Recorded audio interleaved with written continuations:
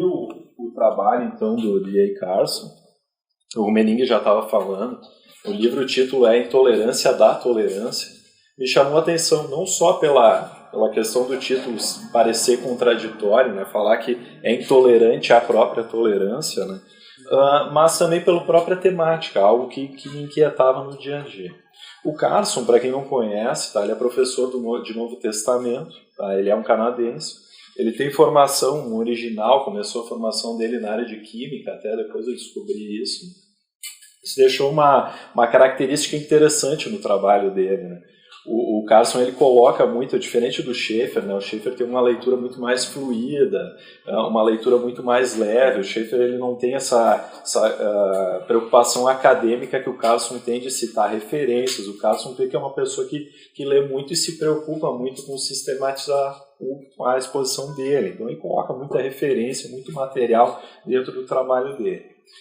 E quando eu peguei o livro lendo a apresentação do Carson, né? O Carson coloca que esse trabalho dele foi desenvolvido como um desafio também. O Carson, ele é convidado por muitos estudantes em muitas universidades para dar palestras. Estudantes de universidade se reúnem, a universidade tem um valor lá, a universidade americana, canadense, enfim, elas têm uma verba. Estudantes cristãos, eles se reúnem e convidam, então, professores e pessoas que têm entendimento em uma determinada área para falar sobre um assunto. E o Carson muitas vezes é convidado para tratar de temas evangelísticos. Em uma das palestras ele tentou ir um pouco além, né, de tratar propriamente da evangelização, até aproveitar o espaço universitário e trouxe esse desafio da intolerância da tolerância, que na verdade acabou lotando as palestras dele, né? Acabou enchendo. Eu vou acontecer mais ou menos como aconteceu aqui. Né? Claro que eu não tenho a estatura aqui do Carson para trazer a mensagem para vocês, mas o Carson notou que tinha um interesse muito grande também em relação a esse tema. Era algo que inquietava outras pessoas, não só o próprio Carson. E aí, o que o Carson trouxe, tá, dentro dessa lógica, dessa ideia do desafio? O que está acontecendo com a tolerância, né, pessoal? A gente fala de tolerância e para nós parece ser algo bom, tá? Mas o que está acontecendo com ela? E aí o Carson já coloca no início, né, da exposição dele uma ideia de que a tolerância dentro da nossa cultura ocidental, ela faz parte da estrutura de plausibilidade, ou seja, é algo que é parte da nossa própria estrutura da sociedade, algo que não é questionado. E aí ele comenta aqui, depois até vou trazer outros exemplos e outras implicações práticas que também ele coloca no livro, que algumas culturas, como a cultura japonesa, por exemplo, elas têm muitas questões que são tratadas como estruturas de plausibilidade, ou seja, valores que não são questionados, que fazem parte da estrutura de funcionamento da própria cultura e que sem eles a cultura não vai funcionar bem, tá? Então a tolerância, ela faz parte da nossa estrutura de plausibilidade da cultura ocidental. Mas o que acontece? Qual é que é o risco? Qual é que é o problema? Isso é bom ou é ruim? Bom, é bom, faz parte da nossa cultura, é positivo e trouxe muitos ganhos para a cultura ocidental durante muito tempo. Mas o risco é que esse conceito de tolerância está mudando. Tá? Ele está saindo de um conceito que existia anteriormente e indo para um novo conceito de tolerância. E ele começa essa análise buscando no próprio dicionário o que significa tolerância, o que significa tolerar. Tá? E aí ele busca nos dicionários de língua inglesa, tá? Os primeiros conceitos que ele vai buscar lá no dicionário Oxford, tolerância significa suportar, aguentar. Ou seja, existe algo com o qual eu não concordo, algo com o qual eu discordo, mas que por uma atitude minha eu suporto, eu aguento. Ou seja, é uma reação que eu tenho de não criar entraves a uma posição com a qual eu não concordo. Tá? Só que aí ele foi já para um outro dicionário, o dicionário Encarta. Tá? E o dicionário Encarta tinha dois conceitos, um para tolerar, para o verbo, e o outro para tolerância. O conceito para tolerar, ele falava em aceitar a existência de perspectivas diferentes. E o conceito para o substantivo, a tolerância, era aceitação de perspectivas diferentes. Eu não estou aqui colocando imagem, na imagem ficaria mais claro, mas vejam a sutileza, talvez vocês não tenham notado da diferença. Então, no primeiro conceito, nós temos aceitar a existência de perspectivas, e no segundo conceito, nós já temos aceitar perspectivas diferentes. Então, no primeiro, eu tenho algo que eu não concordo, ou seja, existem coisas diferentes, e no segundo conceito já não, eu aceito as perspectivas, ou seja, eu acabo tendo que concordar com tudo. Tolerar passou a significar não mais suportar, mas aceitar tudo como verdade. Essa mudança e esse conceito, essa transformação de uma tolerância que significava suportar algo, ou seja, eu tenho um conceito de verdade, e eu reconheço que existam outros conceitos que as outras pessoas aceitam, mas que eu tolero essa posição, mas eu não abro mão do meu conceito de verdade, passou a ser o quê? Eu aceito que existem verdades que são todas iguais e eu tenho que acreditar em todas elas. Tá? Então, esse conceito é o que o Carson chama de nova tolerância. E por isso, talvez vocês tenham notado que quando eu coloquei lá a proposta para a palestra de hoje, né, para trazer essa reflexão para vocês, eu já mudei um pouco o título do trabalho do Carson. Né? Eu coloquei ali a intolerância da nova tolerância. Ou seja, desse conceito novo de tolerância que está impregnando a nossa cultura e com o qual a gente está convivendo e está identificando que tem alguma coisa errada com ele. A tolerância ela não é ruim, como o próprio Carson está colocando, ela é parte, né, da nossa estrutura de plausibilidade. E ela até dentro do cristianismo não é só aceita, mas faz parte da própria tradição cristã.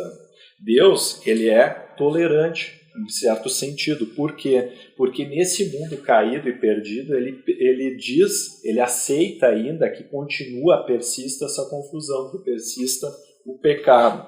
E aí, o Carson até coloca, ele já tem essa característica um pouco mais evangelística, né, no trabalho até do estudo do Novo Testamento que ele tem, um texto de Romanos capítulo 2, versículo 4, que trata da paciência de Deus e da longanimidade para adiar a volta de Cristo como uma forma de tolerância que leva ao arrependimento.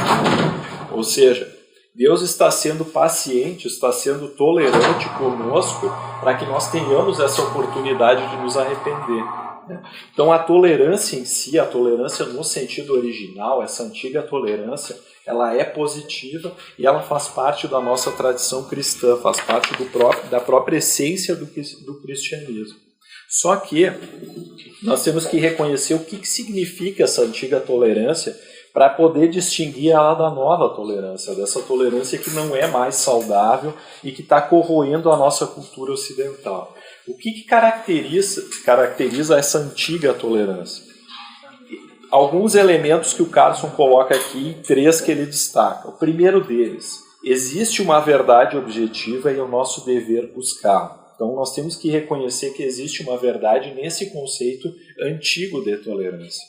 As distintas partes de uma controvérsia julgam conhecer a verdade em questão, embora discordem uma da outra, cada parte pensando que está correta. Ou seja, nós temos um conceito de verdade, temos partes que têm entendimentos diferentes sobre a verdade e que discutem abertamente sobre isso. Cada parte pensando que está correta e a outra está errada. Esse é o conceito da antiga tolerância.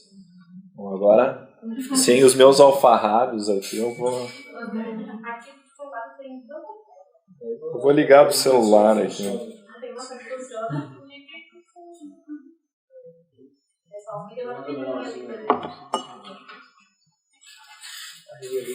Então o terceiro elemento, só uma pegadinha. Terceiro elemento, então temos a verdade, temos discordância sobre o que é a verdade e temos o entendimento, e aí é o terceiro ponto, de que a maior chance de descobrir a verdade da questão é persuadindo os outros por meio de argumentos racionais ou emocionais, né? Trazendo a discussão aberta, né? E expondo abertamente as ideias, não importando o quão distorcida algumas delas pareçam. Aí tem aquela frase que é atribuída normalmente ao Voltaire, talvez muitos de vocês tenham ouvido, eu ouvi como do Voltaire. O Carson aqui coloca que na verdade o Voltaire nunca disse isso, né, mas que foi atribuído a ele. Mas é uma frase muito conhecida. Eu não concordo com uma só palavra do que você diz, mas defenderei até a morte o direito de dizê-lo. Ou seja, esse é a essência da antiga tolerância, né? Eu tenho uma verdade, eu reconheço que tem pessoas que pensam diferente de mim, mas eu quero debater ideias, eu quero construir em cima disso. Eu não abro mão da existência de uma verdade, por isso eu continuo debatendo, mas eu reconheço que tem outras pessoas que pensam diferente e tenho que dar oportunidade para elas se manifestarem também. Mas aí começa o contraponto, ele começa a retomar alguns conceitos antigos, depois até tem uma parte que ele trabalha o histórico muito melhor, mas começa um contraponto dentro, principalmente da esfera da religião. Dentro da religião, alguns autores começam a defender, alguns pensadores, né, que nós não temos como encontrar a verdade, nós não temos argumentos racionais, né, enfim, para conseguir encontrar o que é a verdade dentro da esfera religiosa. E aí então começa a haver uma dissociação, esse conceito antigo de tolerância, né, ele passa a não servir mais para dentro da religião. Porque se nós não temos mais como descobrir o que é verdade, nós não temos mais um elemento para encontrar a verdade, ele passa a perder sentido dentro da religião. Então todas as religiões passam a ter o mesmo valor. E aí que ele traz uma história antiga, tá, até do século XVIII, sobre seria uma parábola que passou lá no século XII, tá? Um autor lá do século XVIII que construiu ela.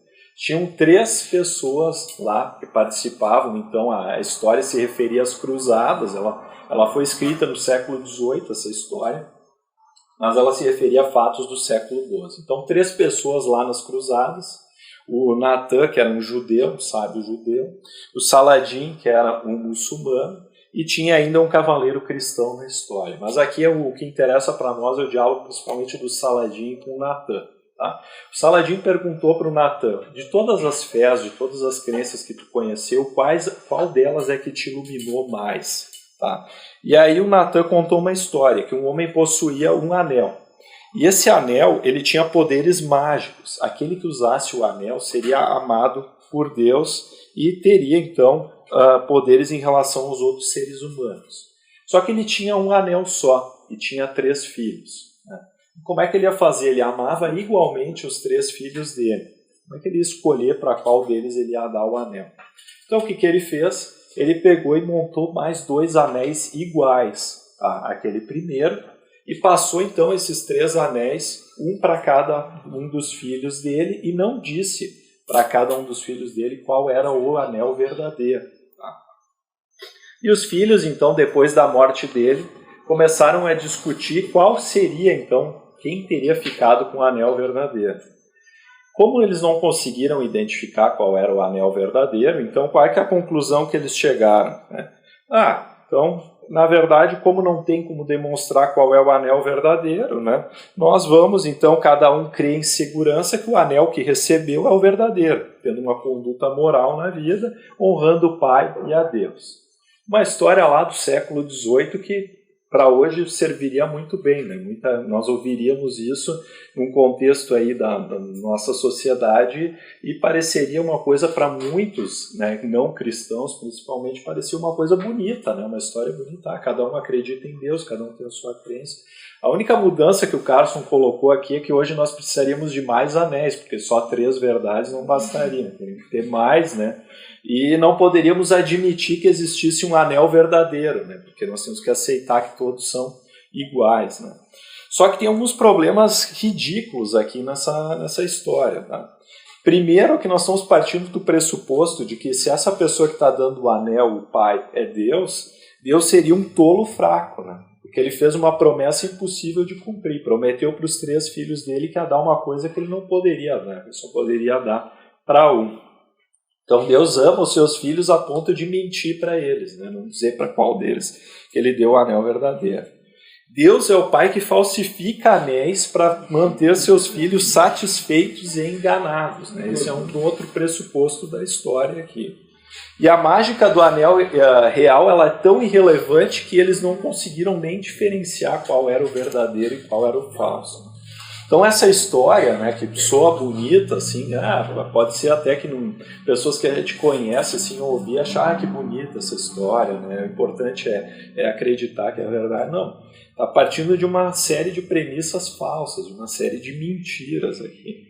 Então nós passamos, né, e essa história demonstra de uma perspectiva de perdendo a ideia de verdade, nós vamos para essa nova tolerância que, na verdade, não significa mais aceitar ou tolerar algo que é diferente, mas sim concordar com tudo. Né? Aí coloca aqui alguns outros exemplos antes até de entrar na própria temática, né, e alguns alertas. Tá? Primeira coisa, toda cultura, ela tolera algo e não tolera. Ela é intolerante em relação a alguma coisa e tolerante em relação a outra. Só que nós vamos lá para as Nações Unidas. As Nações Unidas fizeram um pronunciamento na Declaração de Princípios, colocando que a tolerância envolve a rejeição do dogmatismo e do absolutismo. Tá? Então está reconhecendo que a tolerância implica na rejeição da verdade.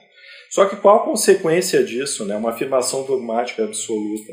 Quais são as crenças que são dignas de respeito? Se nós não podemos ter um valor, se nós não podemos ter uma referência de verdade, será que o nazismo, o stalinismo, movimentos como a Ku Klux Klan também são movimentos dignos de tolerância, de respeito? Será que eles manifestam uma verdade que a gente tem que observar? Se a gente não tem um absoluto, uma referência, como é que a gente vai julgar esse tipo de movimento? Né? Outro ponto que o Carson aponta aqui também, que a gente está muito acostumado a ouvir por aí, né? O politicamente correto. Antigamente, o politicamente correto estava concentrado em algumas questões fundamentais. Né? Na era vitoriana, os vitorianos eles tinham muita preocupação com a pureza sexual. Então tinha essa questão de observação da pureza sexual, e isso era o politicamente correto para eles. Os norte-americanos, na década de 50, eles tinham uma preocupação muito grande com o comunismo.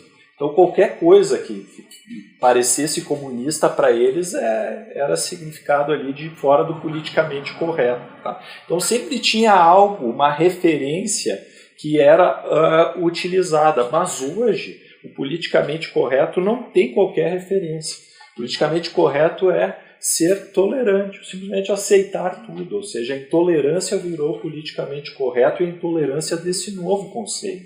Não tem nenhuma referência de verdade. Tá?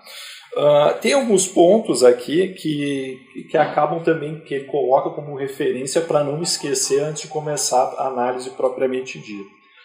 A antiga e a nova tolerância, elas compartilham alguns limites. Mesmo uma pessoa que defenda a nova tolerância, alguém que está mergulhado nesse conceito, ele tem algumas limitações, ele reconhece que algo não deve ser aceito. Por exemplo, pessoas estão dentro de um teatro e alguém grita lá, fogo, fogo, para todo mundo correr e uma pessoa pisotear em cima da outra. Então, esse é um limite que também, mesmo uma pessoa que está dentro dessa cultura da nova tolerância, ela acaba não aceitando. Outro ponto é que essa nova tolerância ela acabou virando uma crença de Fitter, ele colocou, e aqui acabaram nem traduzindo na tradução do português. É uma crença que acaba derrotando todas as outras, né? Um argumento que a pessoa te destrói. Tu está ali tentando defender um conceito de verdade, tu está ali tentando discutir alguma coisa e a outra pessoa vem e diz, não, mas tu está sendo intolerante. Esse ponto. Acabou a discussão, tu já não consegue mais levar argumento nenhum, porque já ser intolerante é o maior pecado que existe. Então, nesse ponto, a pessoa acaba te destruindo. Então, isso é um perigo, essa crença de Fitter que ele chama. E a antiga tolerância, um alerta que ele faz, também não era correta em tudo. Né? Então nós não podemos também tomar a tolerância como um valor, idolatrar a tolerância. Mesmo a tolerância antiga, que era saudável, ela também tinha os seus defeitos. O racismo, por exemplo, era tolerado até pouco tempo atrás, considerar, né, na nossa realidade histórica. Então nem tudo o que a antiga tolerância tinha, que trazia, era correto também. Tá? Mas pensando no nosso mundo, fazendo esses alertas, o que está acontecendo? E aí o Carson coloca uma série de histórias, de casos para nós refletir. Tá? Eu pensei em algumas aqui, considerando também o tempo que a gente tem para tentar destacar alguns pontos. Tá?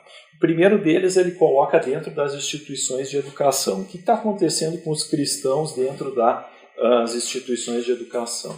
Os cristãos eles estão optando, e aqui ele coloca uma figura como crianças rejeitadas. Tá? Os cristãos estão se sentindo como alguém magoado, rejeitado, estão procurando a aceitação. Então, o que acontece com os cristãos em geral? Acabam sendo, né, nós, seletivos dentro da academia, dentro das instituições de educação. A gente escolhe alguns assuntos dentro da nossa crença para defender, pensando já na aceitação dos nossos colegas, dos demais membros da academia. Então, nós não entramos na discussão sobre alguns assuntos que nós sabemos que são sensíveis para os colegas de academia e vamos defender lá pautas progressistas no aspecto social, por exemplo, que também fazem parte da nossa crença, mas que são aceitas, são bem vistas pelos demais. E evitamos falar sobre alguns assuntos que acabam criando, né, entraves e discussões com os outros, que fazem parte do fundamento da nossa crença.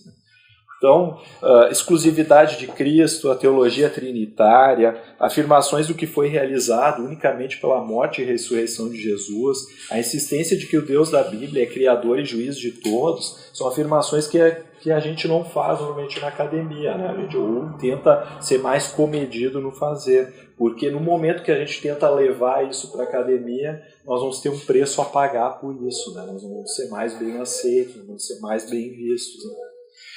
O caso aqui, dentro da academia, o que ele chama a atenção é que mesmo essa nova tolerância, só aqui até terminando a parte da academia, ela tem um lado positivo, que os grupos marginais, que os evangélicos antigamente eram marginalizados dentro da academia, né? Então, hoje não tem mais esse preconceito. Se nós formos pensar mesmo na sociedade como um todo, né? Nós vamos, por exemplo, para a Argentina aqui, agora eu não sei como é que está, mas até pouco tempo atrás, um evangélico não poderia ser presidente da Argentina. Não sei como é que está hoje. Estava lá na Constituição deles ainda que tinha que ser um católico o presidente do país. Então, alguns pontos do secularismo eles estão abrindo espaço também para os evangélicos, mas tem um perigo, né? Essa ovelha gentil da tolerância ela está trazendo muito junto o lobo do relativismo. Tá?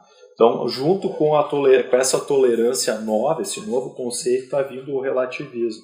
Tá? Então, ao mesmo tempo que a gente ganha espaço, a gente não consegue também defender a verdade porque ninguém mais acredita que existe um conceito de verdade, né? Por essa crença secular. Então, dentro da esfera da educação, esse ponto que ele destaca. Em relação à mídia, tá, pessoal?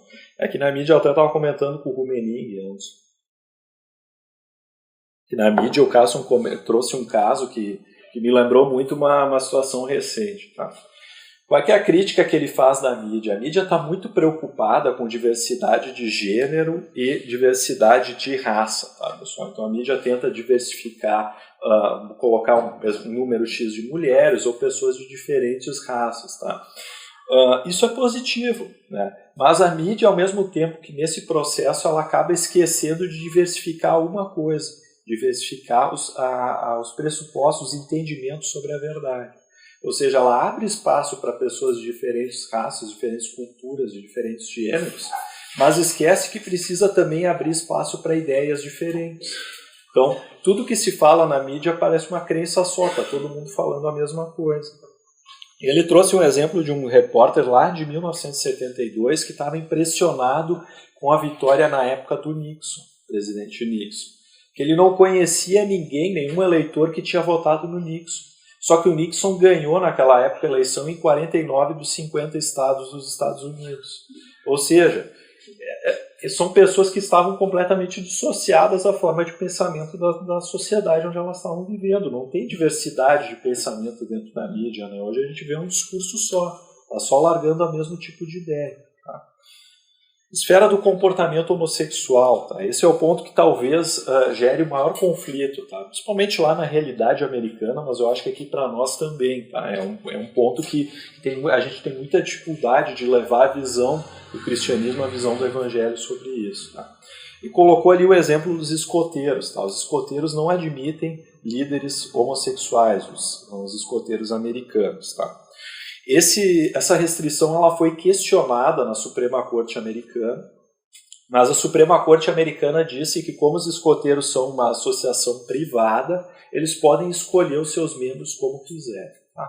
Os escoteiros não admitem lideranças homossexuais assumidas, não admitem ateus e não admitem mulheres, meninas no caso. Tá? Então eles criaram essas regras.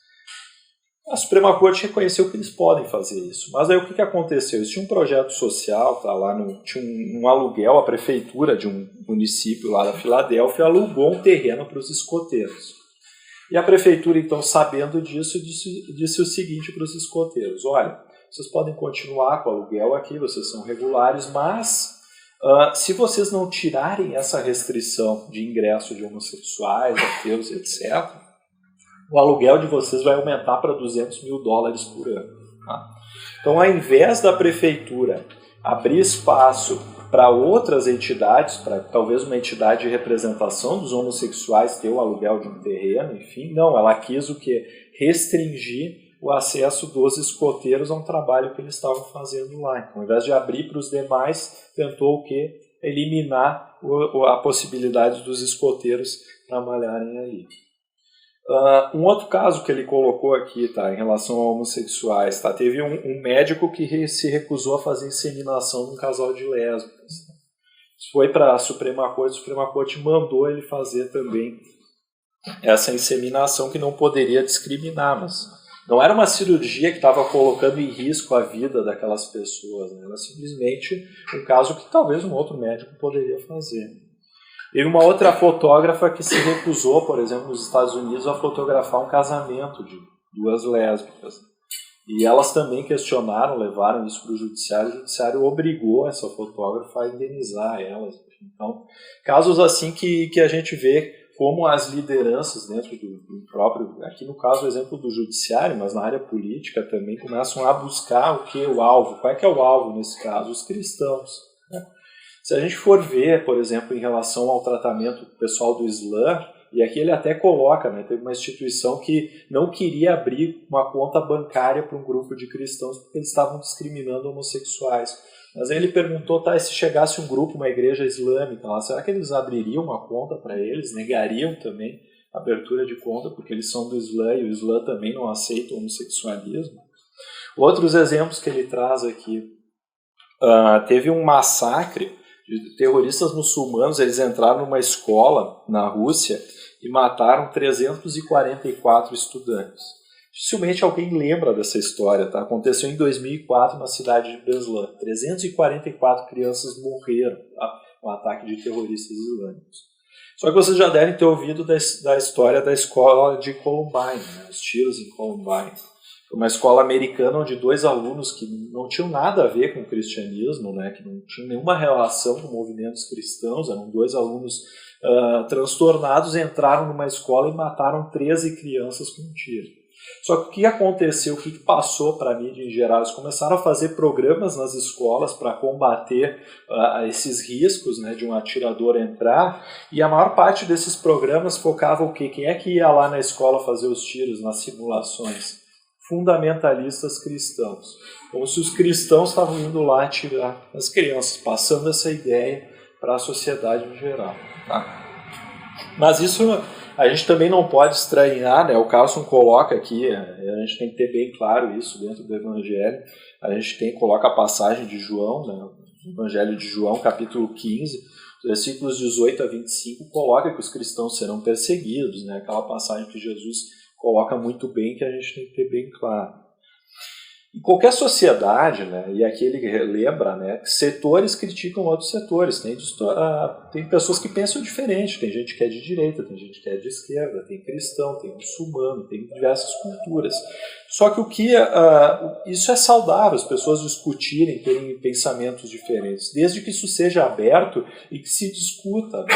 O que não é possível é que uma crença se coloque e aí, como neutra, né, que é o que acaba acontecendo hoje. Tem uma série de pessoas que se entendem que existe uma forma neutra de pensar, que eu posso ser secularista, que eu posso ter uma forma neutra de pensamento, e que as outras formas são eliminadas do discurso por serem intolerantes.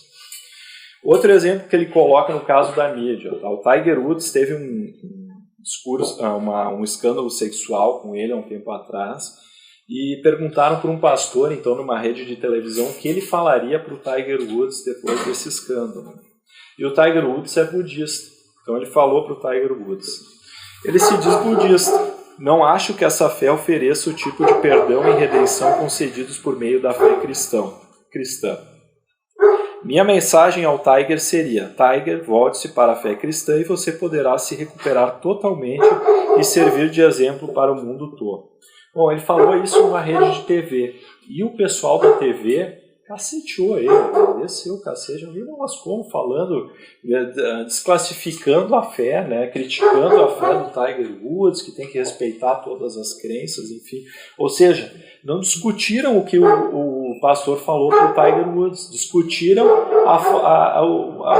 que não tinha que discutir sobre aquilo ali, né? Praticamente anularam o discurso, poderiam ter dito e apresentado outras perspectivas, outras crenças, ou discutido a própria afirmação do Tiger Woods, mas não, preferiram isso, né?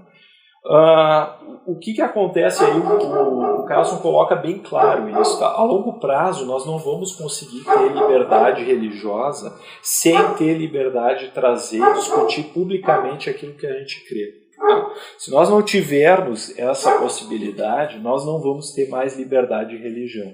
Se é para ficar só dentro de um espaço privado, religião, e não pudermos discutir publicamente, a liberdade religiosa ela perde uma esfera muito importante, um elemento importante dela, então ela deixa de existir. Tá? Toda cultura, e aí ele encerra ali essa questão da abordagem do nosso tempo, né? Toda cultura ela tem critérios, ela é tolerante em relação a determinados pontos e intolerante em relação a outros pontos. Os nazistas, por exemplo, eram tolerantes em relação ao genocídio, achavam o genocídio tolerável, aceitável, mas eram intolerantes em relação aos judeus. Então toda cultura ela tem algum parâmetro. É impossível nós pensarmos que uma cultura vai ser simplesmente intolerante e isso vai ser um valor em si mesmo. Porque sem uma noção de verdade, nós perdemos todos os elementos, todas as estruturas para fazer qualquer tipo de julgamento. E aí ele coloca uma crítica aí muito interessante, eu achei a ponto de reflexão dele, né? Que as outras culturas do mundo que estão olhando para o Ocidente hoje, elas criticam muito o Ocidente justamente por essa falta de aceitação de valores. No momento que a gente coloca que não existe uma verdade, que o Ocidente vem com todo o seu aparato tecnológico, enfim, e sua crença, matando qualquer discussão sobre valor, sobre nobreza, enfim, etc., e verdade, ele acaba destruindo as outras culturas, e é por isso que as outras culturas elas veem o Ocidente com uma tanta repugnância, né? Não é mais uma discussão sobre crenças aberta, o Ocidente se diz superior e é isso, é a minha verdade, vocês ficam na esfera privada de vocês. Ele faz um breve histórico também sobre a questão da tolerância, vem desde lá da filosofia grega, né? Os gregos eles tinham uma preocupação com a tolerância, mas eles buscavam o bem comum.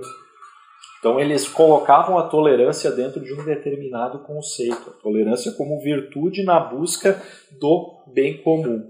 O problema foi quando a tolerância se libertou desse conceito de bem comum, ou de referência, de uma referência de verdade, e virou uma busca, né, de liberdade individual a qualquer preço, fazer o que quer sem consideração o bem comum. Então, quando nós saímos daquele conceito de bem comum que veio da filosofia grega e passamos para um conceito de simplesmente liberdade, fazer o que bem entende e não ter uma busca, uma referência, é que a tolerância passa então dessa noção antiga para essa nova. E aí ele vem e remonta alguns aspectos até mesmo do próprio Agostinho, lá ele coloca que o Agostinho mesmo distorceu uma passagem de Lucas lá, né, Lucas 14, 23, ele coloca como referência, colocando que o Agostinho na época utilizou essa passagem para obrigar membros que não acreditavam, os donadistas, né, que era um movimento sectário, enfim, dentro do cristianismo, ele usou essa passagem para tentar usar força para obrigar eles a voltarem à igreja. Tá? Então Agostinho lançou essa semente, né, o próprio Agostinho que trouxe tantas boas coisas para a nossa tradição cristã, né, ele trouxe essa semente também que depois na Idade Média acabou justificando algumas arbitrariedades. Tá? O Tomás de Aquino, já buscando nessa tradição da filosofia grega, como ele tinha essa noção de bem comum, ele tinha essa preocupação com uma tolerância saudável. Tá? Então, ele coloca aqui uma transcrição do Tomás de Aquino que eu acho interessante até ler. Tá? Entre os infiéis aos que nunca receberam a fé, como os gentios e os judeus. Esses, de nenhum modo, podem ser compelidos à fé para crer, pois crer é ato de vontade. No entanto, devem ser compelidos pelos fiéis, se possível, para que não prejudiquem a fé por meio de suas blasfêmias ou persuasões malignas, ou ainda com suas perseguições. É exatamente o conceito de liberdade religiosa que a gente entende hoje. Né? As pessoas têm que ter o direito de manifestar a sua fé, de discutir publicamente, e a gente tem que ter o direito também de tentar convencer as outras pessoas, sem violência, né? A buscar e acreditar nas verdades que a gente acredita também.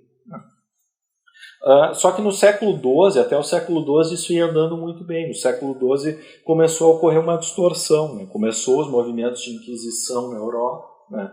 E a própria igreja começou a perseguir, né, não respeitar a crença de outros. Tá? Em princípio, até a Inquisição ela ocorreu mais dentro do cristianismo. Né? Os judeus, enfim, eles não eram parte da Inquisição, mas no momento que ele se convertia, ele poderia estar sujeito à Inquisição se fosse uma falsa conversão. Enfim, então, a partir do século XII, a igreja começou a usar a força para tentar converter pessoas ou manter pessoas dentro da sua crença, ou seja, se desviando desse conceito de tolerância saudável. Na Reforma nós tivemos também problemas, né, de guerras religiosas, tivemos atitudes intolerantes mesmo na época da Reforma, mas o importante na época é que eles viam, né, nessa época das discussões, qual fé que nós vamos adotar, né, os países, que a tolerância era uma etapa, uma parte de um processo. Ou seja, eu aceitava a crença que uma outra pessoa tem, mas aquilo seria um processo temporário. Existia uma tolerância dentro de um país, né, como um processo temporário até criar uma unidade de novo no país e o país adotar uma determinada crença, uma determinada fé. Tá? Então, tinha uma ideia de que a tolerância seria passageira. Só que isso acabou também lá na época do iluminismo, acabou se distorcendo. Por quê? Os pensamentos de John Mill, aqui o Locke também, ele coloca uma série de referências, nós começamos a ter aquilo que eu comentei no início com vocês. Né? A ideia de que dentro da religião nós não conseguimos buscar uma verdade. Não existe uma verdade dentro da religião, diziam eles na época. Então, nessa esfera religiosa, nós não podemos defender a existência de verdades. Tudo bem, lá fora, na outra esfera pública de discussão, etc., existe uma verdade, tem que existir tolerância e respeito. Mas dentro da religião não existe verdade, qualquer coisa pode ser aceita. Então, começa o conceito da nova tolerância em relação a uma esfera, tratando principalmente da divisão entre igreja e Estado. Tá? A tolerância, que antigamente era um critério de defesa da sociedade, ou seja, a sociedade tolerava determinados comportamentos até se reestruturar, até se reorganizar, passa a ser um valor em si mesmo, né, dentro da ideia da inexistência de verdade. Tá? A separação de igreja e Estado ela foi o ponto aí que trouxe o maior número de discussão aí no período do século XVII e XVIII. Tá? O foco de Deus no Novo Testamento não é mais a ideia de nação, como nós tínhamos no Antigo Testamento, né, de Israel como nação política, mas o foco de Deus agora no Novo Testamento é a igreja como povo, seguidores de Cristo. Né? E isso deu para o cristianismo uma série de pontos que permitiram, né, a separação entre igreja e Estado. E tem uma série de passagens bíblicas, né, aquela mais famosa aqui, passagem de Jesus, o desafio que foi passado para Jesus, né? E a resposta que ele dá em relação a César, se deve pagar o tributo ou não, a César o que é de César e a Deus o que é de Deus. Então, firmou aquelas balizas de que Estado e Igreja têm a sua esfera própria, mas isso também foi mal interpretado durante a história, porque com base nisso, que é um princípio salutar, que a igreja ela não pode coibir outras manifestações, o Estado não pode coibir outras manifestações religiosas, passou a ser visto também como se a igreja tivesse que ocupar uma esfera privada, que ela não pudesse vir a público e discutir as suas verdades abertamente, né? Então teve essa linha que foi ultrapassada e que não foi salutar nesse processo histórico. Então, no Ocidente, a tradição de liberdade religiosa é diferente dos países do Islã, onde a noção praticamente não existe, né, pessoal? A noção de liberdade religiosa no Islã é o seguinte: se eu sou seguidor do Islã, eu tenho que seguir o Islã. Eu não posso sair do Islã e me converter. Se eu me converter hoje, a maior parte dos países do mundo do Islã, praticamente todos que a gente vai ver, se alguém que nasceu dentro da fé islâmica se converte, essa pessoa vai sofrer algum tipo de punição. Seja a punição da morte até, que é o pior das punições, mas tem outras restrições dependendo dos países. Pode ser perda de alguns direitos políticos, enfim, sanções criminais, etc. Agora, quem é de fora, quem não é do Islã, esses sim podem fazer o que quiser, mas sempre são considerados, podem seguir a sua crença, podem continuar cristãos, podem continuar judeus, mas sempre com menos direitos do que aqueles que são próprios seguidores lá do Islã dentro do país. Então sempre existe algum tipo de restrição aos direitos de quem é de fora, tá? No Ocidente, nós passamos então agora por um processo de secularização. Nós estamos perdendo então essa referência de discussão pública, uma verdade está surgindo. O secularismo seria essa verdade que surge e ocupa esse espaço que a fé cristã deixa, né? E para o secularista tudo é verdade, tudo tem que ser aceito como verdade, né? Então não importa buscar os fundamentos, importa que o Estado defenda aquilo que é a consequência e o que é o bem. Mas a gente nem discute mais o que é o bem e de onde ele vem, tá? Então, antes do século XIX, nós tínhamos as questões sobre tolerância e intolerância resolvidas dentro de um contexto que as pessoas pensavam sobre Deus. Depois passou a ser resolvida dentro de uma rede ateísta, dentro de crenças ateístas, né, sem a base de Deus. O pós-modernismo ele trouxe essa dificuldade de pensar sobre verdade. Então a intolerância caiu nesse conceito e o Dietrich Bonhoeffer aqui, desculpem pela pronúncia, tá? Mas a maior parte de vocês deve conhecer o Bonhoeffer, né? Deve ter ouvido falar sobre a história dele. Quando ele visitou os Estados Unidos na década de 30, ele ficou impressionado como a tolerância tinha, o valor da tolerância tinha sobrepujado e ultrapassado o valor da verdade. As pessoas não estavam mais preocupadas com o que era verdade, e sim com ser efetivamente tolerantes, tá? Então nós deixamos aquela posição de reação social e passamos a ter uma posição intelectual. Tolerância passou a ser um valor, ela deixou de ser uma reação das pessoas para aceitar uma determinada crença que não concordava com ela, né? Uma reação em relação aos demais, tá? Além disso, tá? Essa divisão entre esferas, né? Que nós temos uma esfera privada, onde nós podemos exercer a religião, e uma esfera pública, isso já foi um prejuízo muito grande. Mas nós começamos a ir um pouco além até disso. Vocês já devem ter notado que esse conceito de intolerância não está só servindo para jogar as nossas crenças para a esfera privada, que ele está invadindo a própria igreja. As próprias igrejas estão começando algumas a seguir movimentos, por exemplo, a aceitar a ordenação de pastores homossexuais, ou ter uma ideia de defesa da teologia liberal, né? De que nem tudo que está na Bíblia é verdade, uma ideia que foi sempre muito criticada, né? O próprio Schaeffer teve desde o início, a história do Schaeffer e da Edith começou em discussões contra professores que defendiam essa ideia liberal, né, dentro da igreja. Então, isso criou uma cultura que está invadindo, está criticando está ultrapassando o próprio limite do privado. Nós estamos vendo isso dentro da própria igreja. E nós vemos isso em relação a uma série de situações. Aqui o Carlson coloca algumas prefeituras, por exemplo, estão vedando, proibindo nos Estados Unidos árvores de Natal em espaço público. Então nós não podemos mais divulgar. Aqui no Brasil nós vemos uma discussão muito forte sobre a presença dos crucifixos, né, dentro dos órgãos públicos, enfim. Então símbolos cristãos estão sendo retirados, né, da esfera pública. Universidades que distribuíam Bíblias, né, nos Estados Unidos aos formandos, né, alguns judeus não se sentiram confortáveis em receber a Bíblia, então protestaram, as universidades estão deixando de distribuir Bíblias. Aqui no Brasil, a Mackenzie faz a distribuição das Bíblias lá em São Paulo. Já teve um problema, né? Todo aluno que entra na Mackenzie, ele recebe uma Bíblia. Isso já gerou reações, enfim. Até onde eu sei, a Mackenzie ainda continua distribuindo Bíblias, né? Mas não se aceita mais isso como uma posição contrária, né? O secularismo está questionando isso também. Só que o que acontece nessas posições, tá? Nós vemos aí o caso que ele colocou, um caso bizarro até, de um senhor de 75 anos, que ele enviou fotos, ele foi fazer um tratamento médico no hospital, né? Marcou uma cirurgia, e ele descobriu que o hospital fazia aborto. Então ele começou a mandar fotos de bebês abortados para o hospital. E o pessoal do hospital se sentiu ofendido com aquelas fotos, né? Os bebês destroçados, enfim.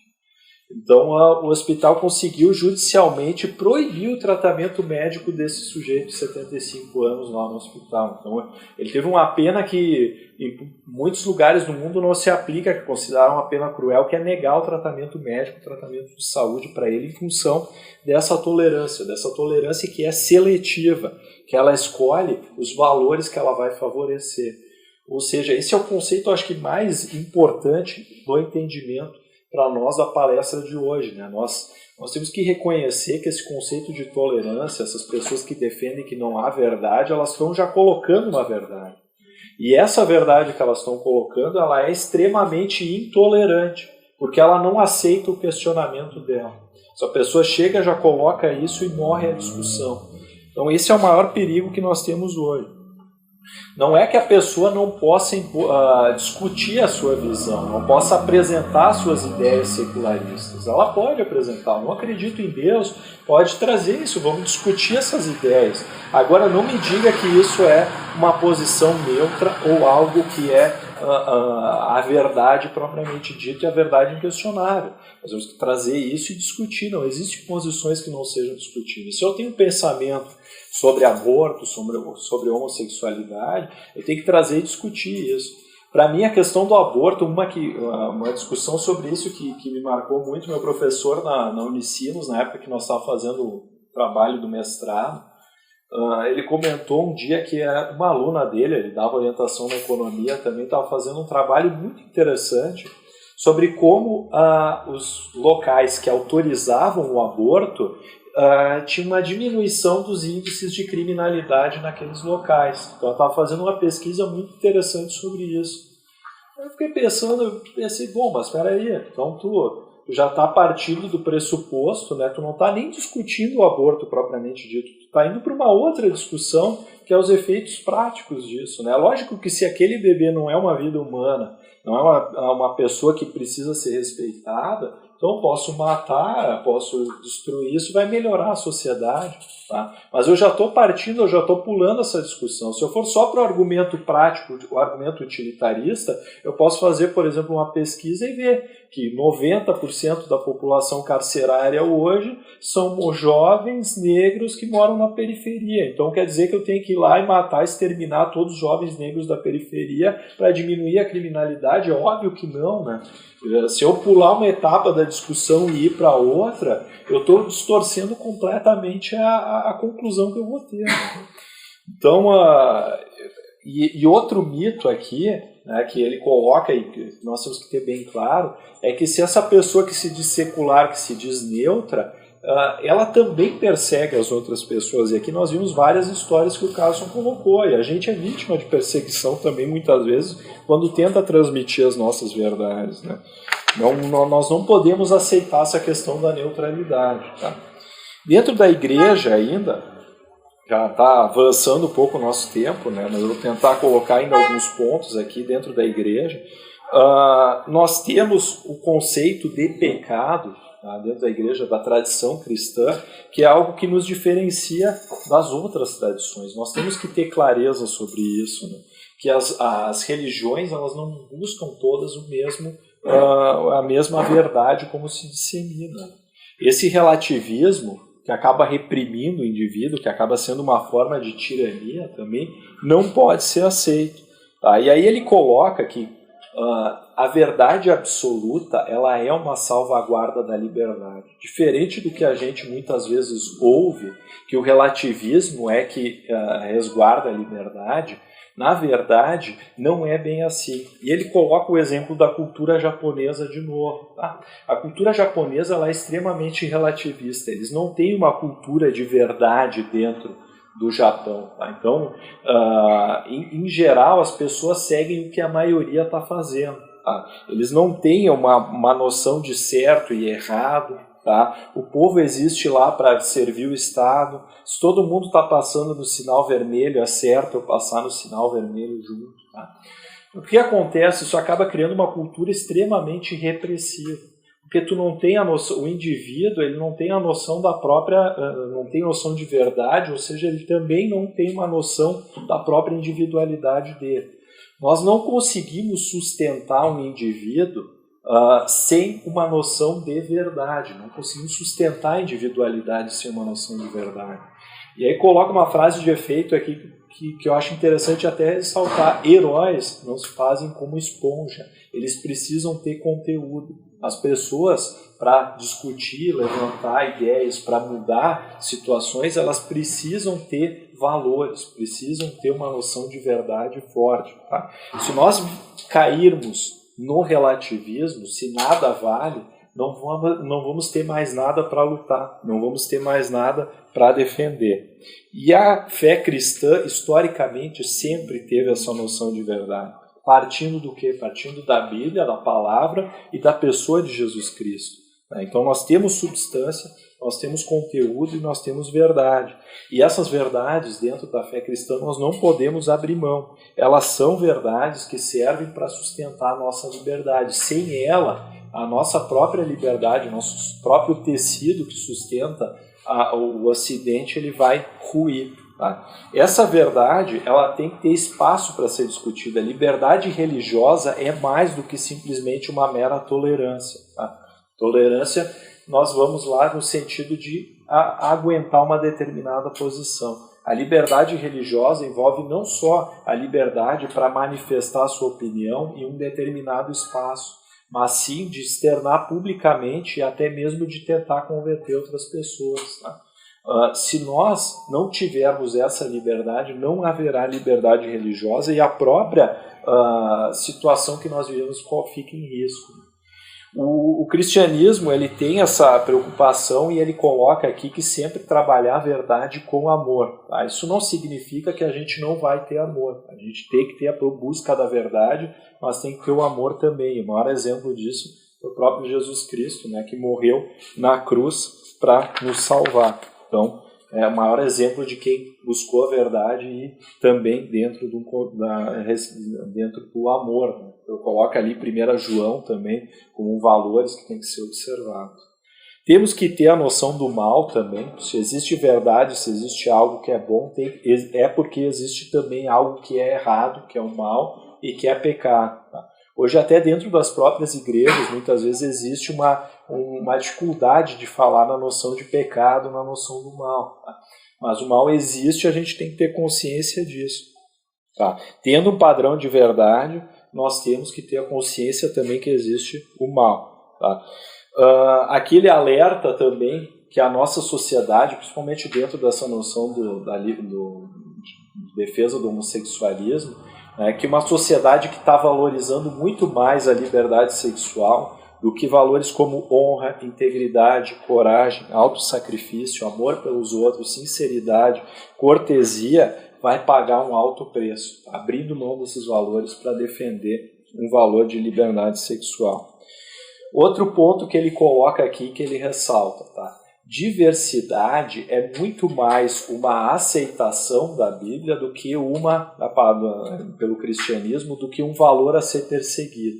Nós aceitamos e nós toleramos a diversidade, mas nós temos um objetivo único, nós temos uma verdade a buscar. Deus está tolerando esses nossos comportamentos e fica uma forma de paciência, de amor dele, para poder nos dar oportunidade, né, também, e mais pessoas terem a oportunidade de conhecer a Cristo. Né? Mas o objetivo é um só. Nós não podemos defender a diversidade como valor. A diversidade é algo importante, mas para buscar o objetivo o quê? De discutir e buscar algum. E aí ele coloca um lema que está impresso até na moeda dos Estados Unidos, né? Está em latim lá, de todos um. Buscar de todos formar uma coisa só. E não de todos, né? Não incentivar a diversidade. Outro ponto que ele critica também é a questão da democracia. Tá? Nós temos um valor muito forte hoje, que a democracia seria um valor a ser buscado, enfim. Só que a democracia ela pode ser uma forma de tirania também. Ele coloca aqui uma frase do Burke, tá? O Edmund Burke, no discurso aos eleitores de Bristol, lá no século XVIII. Tá? O Burke ele coloca aqui uma ressalva que eu penso assim no dia a dia a gente vê com a nossa democracia principalmente, né? Que existe uma pressão muito grande da suposta opinião pública, né, para ir em uma determinada direção. E o alerta que o Burke faz na época é que ele diz o seguinte: quem foi eleito como representante da população tem que seguir a sua consciência, tem que ir lá analisar os temas e ter a sua consciência limpa, uma noção de verdade e buscar e respeitar a sua noção de verdade na hora que vai decidir como vai votar e enfrentar os determinados temas. Ele não pode estar sujeito à pressão simplesmente da maioria daquele momento, porque muitas vezes a maioria naquele momento ela é manipulada e ela é movida por algum elemento que não é o bem de todos. Tá? Então a democracia ela é um instrumento importante, tá? Ela é uma forma interessante desde que nós tenhamos uma noção de verdade e que nós tenhamos uma noção de algo maior como referência. Tá? Simplesmente valorizar a democracia pela democracia não é bom. E inclusive, tá, ele coloca aqui que em alguns momentos a democracia ela não serve. Quando nós temos um nível de tensão, de dissociação social muito grande, tá? Pessoas pensando muito diferentes, a democracia ela não serve para resolver problemas e tem potencial até de se tornar uma espécie de tirania. Tá? Então aqui ele coloca ainda que essa noção que muitas vezes fica de fora. Né? Democracia é um instrumento e nós temos que ter a noção de que tem que ter uma verdade, algo maior, uma referência a quem a democracia serve. Por fim, ele coloca 10 palavras que seriam as alternativas para o futuro. Enfrentando esse mundo com tantos problemas que a gente tem, com tantas perseguições, né? E aí ele até ressalta que aquilo que a gente conhece muito bem, que tem que ter muito presente, né? O cristão vai sofrer perseguições, e mesmo essa forma de secularismo que está sendo institucionalizada pelo Estado é uma forma de perseguição. Assim como outros cristãos na história enfrentaram perseguições, nós temos a forma hoje que a gente enfrenta as perseguições no nosso dia a dia. E como é que nós vamos enfrentar isso? Ele coloca 10 palavras aqui que ele chama 10 mandamentos, né, para enfrentar essa situação que nós temos hoje. Expor a decadência moral e epistemológica da nova tolerância. Então, tentar retornar ao antigo entendimento de tolerância e tentar retornar àquela ideia de que existe verdade e que nós temos que ter um espaço público de discussão sobre essa verdade. Se nós tivermos isso muito claro, nós não vamos ter problemas como das charges de Maomé, pastores queimando o Alcorão, etc. Então, quando, por exemplo, um muçulmano queima uma Bíblia, provavelmente, dificilmente um cristão vai ir lá e vai agredir um muçulmano em relação a isso. Mas, ao mesmo tempo, nós temos aqui, dentro da tradição cristã, que se algum cristão, claro que não faz parte do nosso entendimento, né, como cristão, desrespeitar dessa forma a fé dos demais. Mas, enfim, até ele coloca isso depois, né, que nós temos que agir com cordialidade também. Mas, se alguém fizer isso, os muçulmanos reagem com violência. Mas se nós tivermos esse conceito de existência de verdade, nós não vamos ter mais medo de trazer, de discutir essas ideias com medo de uma repressão dos outros. Preservar um lugar para a verdade, tanto no aspecto legal, social, todos são iguais perante a lei, e intelectual, manter as crenças fundamentais. Manter o amor com a verdade, que para mim esse é o maior desafio, né? Falar de verdade é muito fácil. Mas no momento que a gente tem que enfrentar uma situação, trazer a verdade em amor é um desafio muito grande. Ter a mente, não ter a mente tolerante, né? Não ter essa mente na nova tolerância, mas ter o espírito tolerante, né? Então, respeitar os demais, e aqui ele coloca a passagem de 1 Coríntios 13, 7, né? Nós temos que ser tolerantes, ter o espírito tolerante em relação aos demais. E coloca uma frase do Chesterton aqui de novo, né? O Chesterton tem várias frases de efeito e ele refere algumas, até outra aqui eu até não comentei antes, mas essa de agora é que o objetivo de abrir a mente como de abrir a boca é poder fechá-la com algo sólido dentro. Ou seja, nós vamos nos abrir para um espaço de ideias para também crescer.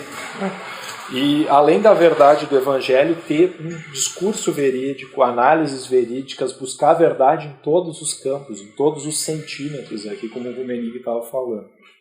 Terceiro ponto, expor a arrogância condescendente da nova tolerância. Né? Então, de maneira simples e cativante, tentar desafiar esse tom de superioridade do discurso secular.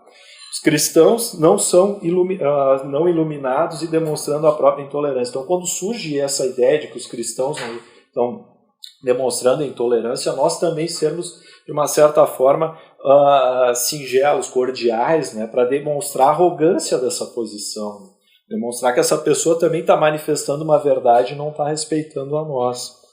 Insistir que a nova tolerância não é progresso.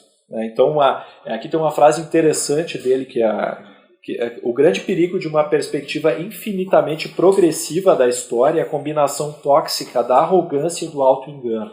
Então, quando nós pensamos que a história está sempre evoluindo, e muita gente vai falar isso para nós também nós nos auto-enganamos, né? Na verdade, isso acaba criando uma arrogância e um auto-engano. A história não está sempre evoluindo, nós passamos por mudanças e muitas vezes para pior.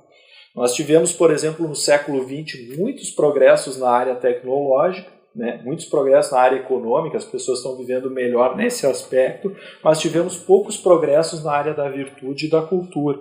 Será que os benefícios que a gente teve compensaram as imensas perdas que a gente teve por outro lado? Será que compensou todas as mortes das guerras que a gente teve, guerras violentíssimas como nunca teve na história da humanidade nesse período? Então, tentar mostrar que essa nova tolerância não é um progresso propriamente dito. Distinguir entre a diversidade empírica e a bondade inerente de toda a diversidade. Né? Mostrar, então, que existem realidades diferentes, tá? E que existem situações, claro que é importante respeitar a diversidade, mas que nós não podemos ser simplesmente, por exemplo, aqui ele coloca o exemplo da xenofobia, né? Também é uma forma de desrespeito. Né? Então, mas isso não significa, por outro lado, que a gente tem que ir para um conceito de nova tolerância que não existe verdade, enfim, etc. Então, demonstrar o que é bom dentro da diversidade e o que não é. Tá? Desafiar a neutralidade e a superioridade ostensiva do secularismo, de novo, né, mostrar que o secularismo não é neutro, né, que a discussão é produtiva, né, que nós temos que ter uma esfera de discussão, mas não partir desse pressuposto de que existe uma área neutra. Praticar e promover a civilidade, a cortesia, o respeito e a simpatia, né, são valores que nós como cristãos temos que ter, isso não enfraquece as nossas convicções. Jesus, além de repreender, ele chorou pela cidade, então ele teve também essa cordialidade, né? Ele nem sempre foi rude e direto. Evangelizar, né? Trazer a importância do evangelho. Nós não podemos aqui, o Carlson coloca esse alerta muito claro, achar que a volta à antiga tolerância é o maior valor que a gente tem que defender. Não, a volta à antiga tolerância é um instrumento para trazer a verdade do Evangelho também em outras áreas da nossa vida. Né? Então nós não podemos abrir mão da evangelização e levar honestamente o Evangelho. Estar preparados para sofrer, isso talvez é um dos pontos mais desafiadores aqui, de sofrer como Jesus sofreu também, né? Enfrentando essa nova tolerância. Ter a noção clara que a democracia pode se tornar uma tirania, né? Essa democracia nova que está delegando aqui poderes para quem não foi representado, nós vemos claramente hoje, né? E existe até uma insurgência hoje que a gente nota em relação a isso. Por exemplo, juízes da Suprema Corte que não são escolhidos pela população acabam decidindo temas que são temas de discussão da população, estão tirando o poder do Congresso, estão definindo o rumo das nossas vidas, né? E na Europa nós já vimos uma forma, né? O Brexit foi uma forma de a saída da Inglaterra, né? do Reino Unido, da União Europeia, também foi um dos elementos, foi essa insurgência com um corpo de técnicos que lá na União Europeia não eram eleitos pela população e estavam decidindo o rumo da vida das pessoas. Tá? Não foi só isso, é claro, mas isso foi um elemento que demonstra que a democracia também está se tornando uma forma de tirania. E por último, né, alegrar-se no Senhor e saber confiar nele. A nossa confiança não pode residir na nossa capacidade para moldar a cultura, na nossa capacidade para demonstrar a importância de retornar para a antiga tolerância. Talvez Deus mesmo vai enviar a operação do erro para que as pessoas creiam na mentira. Está lá em 2 Tessalonicenses 2,11. Mas isso faz parte, pode fazer parte dos planos de Deus e nós temos que nos alegrar e confiar nele que ele está conduzindo esse processo e que essa responsabilidade não está nas nossas mãos, né? Só faz parte sim do nosso trabalho, mas que a direção é de Deus. A mensagem que eu tinha para passar hoje, o resumo era isso, né? Eu tenho um tempo para perguntas e para poder discutir um pouco, acho que até me alonguei demais, né? Então, esse é um tempo tradicional que a gente tem para colocar um bate-papo, para colocar dúvidas, questões, contradições, assim. A ideia não é fazer um debate acadêmico acirrado, assim, é mais se você tem uma dúvida honesta. A ideia do Labrie é que ela merece uma resposta honesta, ou pelo menos uma tentativa de resposta honesta. Então, está aberto o espaço para bate-papo e contribuições.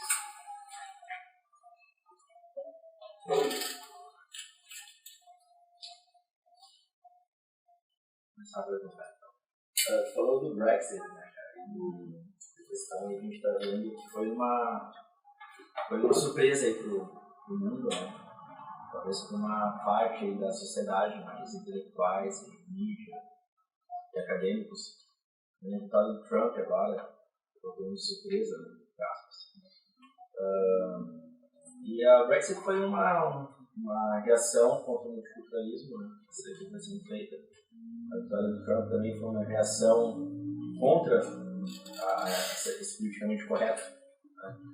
Até o Filipe Pondé, comentando a vitória do Trump, disse que a mídia, né, e os acadêmicos, os intelectuais em geral, eles viraram clero desconectado com a realidade do povo. Então, por isso que eles ficam surpresos. Eles acham que todo mundo está sendo progressivo de uma maneira natural e não é o que está acontecendo. Mas também tem um dado que é interessante, que os mais novos, os mais jovens, eles votaram para que a Inglaterra continuasse na União Europeia e contra o Trump. Então pode ser, alguns comentaristas estão dizendo que pode ser que esse seja o último fôlego contra essa tendência progressista. E a gente viu agora, pode ter sido o último fôlego. O Carson fala aí, pelo que o Carson fala, né, que a gente retornar a velha noção de tolerância e suporte não aceita, né? Será que é possível mesmo? Como isso vai ser feito? Ou se realmente isso é parte que a gente está vendo da operação do erro, né? Pelo próprio Deus. Mais uma reflexão, não sei se o Cássio quer dar a resposta sobre isso. Não, o Cássio fez uma série de comentários sobre isso, né, e indicou alguns caminhos para a gente retornar a essa antiga tolerância, né? Mas me parece que o caminho mais importante ali, ele coloca 10 passos, né? Mas eu acho que o que mais as pessoas falam, muitas vezes nem notam propriamente dito que elas estão acreditando nisso, né? É que existe um caminho neutro, existe algo que é, enfim, inquestionável, né? E que quem questiona isso tem que ficar na sua esfera privada, que não deve trazer isso para público, nós temos que respeitar as outras pessoas. Então a pessoa não está nem notando que aquele ponto que ela está trazendo é uma verdade, é algo que ela está acreditando, que ela está tentando impor.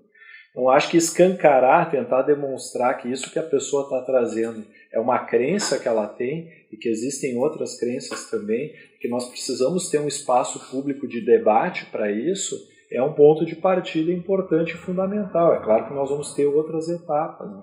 Porque o que acontece mesmo nessa eleição do Trump, e ali ele comentou a eleição do Nixon, foi um processo similar. A gente vê que isso não é algo, eu não tenho essa leitura que tu colocaste, que nós estamos num último suspiro, enfim. Acho que nós tivemos processos de tensão em toda a história nesse ponto, principalmente dentro da modernidade. E nós, nesses processos de tensão, a gente nota que existe um grupo, e normalmente as pessoas mais maduras, elas acabam passando por mais experiências durante a vida, enfim, eu acho que nesse ponto elas também sentem um mal-estar com algumas situações, né?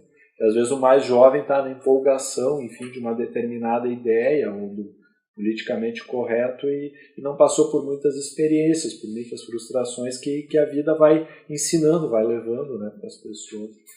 Então, só que o que acontece, as pessoas que estão discutindo na mídia, nos grupos intelectuais, como tu bem colocaste, o Pondé, elas estão desconectadas dessa realidade. Elas não querem se abrir para ouvir outras ideias. Não existe discussão dentro da academia, né? O Carson que está colocando, o Pondé também fala muito isso, né? Dentro da academia não tem um espaço para discutir a homossexualidade, se é correto ou não o Estado dar um tratamento diferente ou não, se é correto ou não dar um tratamento para o aborto. Então, são questões que a gente acaba não tendo muito espaço dentro da academia para discutir de uma forma aberta e honesta, né? Uma forma de reconhecer que existem visões diferentes, que nós precisamos de um debate sobre isso, e não partir do pressuposto de que existe algo que é neutro e que não pode ser discutido, né? Essas verdades que são neutras e não podem ser discutidas. Não sei se isso se esses processos políticos que estão demonstrando uma desconexão entre os intelectuais e aquilo que pensa a maior parte das pessoas, vai gerar uma reação neles também de se darem conta disso, né? Mas eu acho que é uma oportunidade também nós, quando analisamos isso, de tentar denunciar e demonstrar, né? Que existe algo existe algo errado ali. Como eu disse, quando eu encontrei o tema pela primeira vez, o que me chamou a atenção era um certo desconforto. Eu não tinha muita noção sobre esse problema da tolerância em si, né? Gerava um certo desconforto essa ideia, vamos ser tolerantes e tal. Mas qual é que é o problema disso?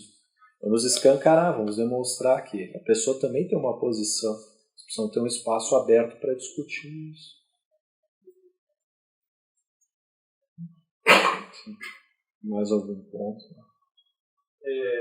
Uma coisa que eu vejo que, na verdade, existe uma discussão, talvez por trás da discussão, que ficou até meio pingando aqui o tempo todo, que é a questão da verdade, né?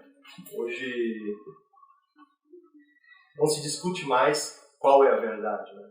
Se a gente vai ver o conceito do o que significa verdade mudou, né?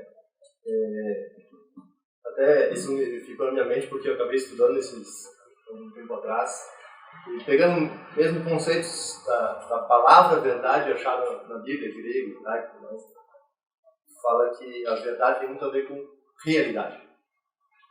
Então hoje o que a discussão acaba sendo a minha verdade e a tua verdade.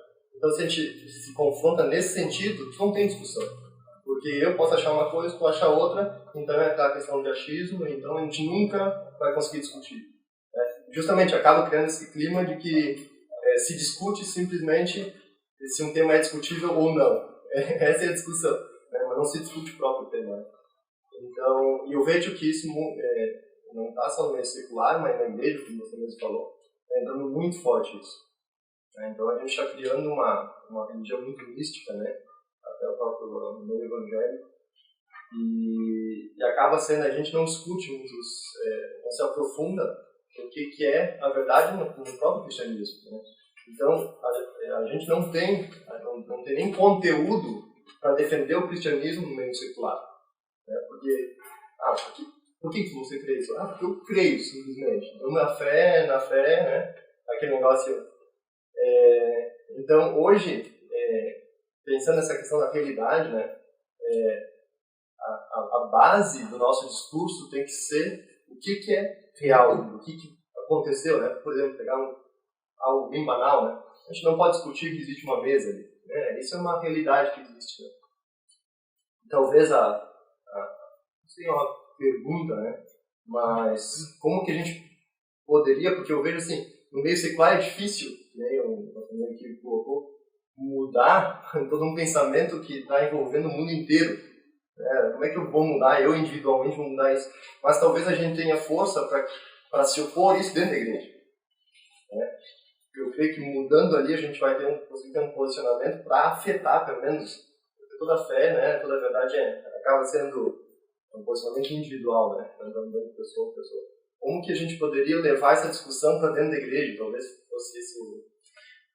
Eu acho, eu tenho uma posição pessoal, assim, dentro da comunidade eu até estava manifestando lá, eu acho que pelo menos a nossa, eu falo da realidade da nossa comunidade lá, acho que a gente tem uma deficiência muito grande, imagino que outras comunidades tenham também, nessa questão da formação.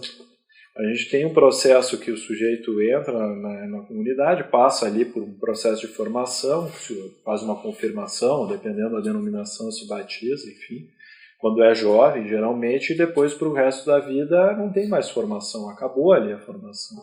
E a gente não tem um espaço, muitas vezes, para poder discutir esses temas e poder refletir sobre isso dentro da própria igreja, refletir sobre verdade, discutir o Evangelho, ler a Bíblia, né? Enfim, até isso acaba sendo relegado dentro da própria igreja, não existe um incentivo em relação a isso. Né? Eu acho que investir em formação para quem já é membro, para quem já está na igreja, em relação a uma formação continuada, eu acho que é um ponto importante de partida, né?